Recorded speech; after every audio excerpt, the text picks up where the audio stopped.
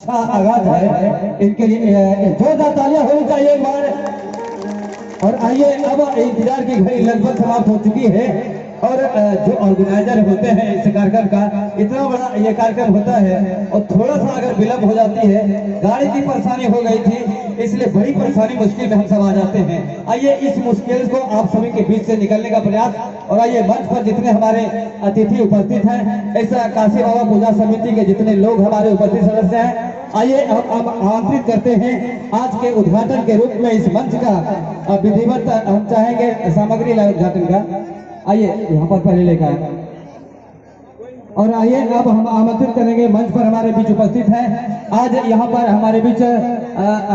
यहाँ उस्मानपुर के हमारे आदरणीय सम्मानित मुखिया श्री गणेश मंडल जी हैं और हमारे राघोपुर पंचायत के आदरणीय सम्मानित मुखिया श्री मनोज मंडल जी हैं और आज उद्घाटन के रूप में हमारे बीच इस खरीद दर्शनी के जिला परिषद सदस्य श्रीमती पीयूष कुमार जी हैं, विजय जी हैं, सभी लोग साथ में उपस्थित हैं। हम चाहेंगे जितने हमारे अतिथि हैं, हमारे जो पूजा समिति के सदस्य हैं, सभी लोग आए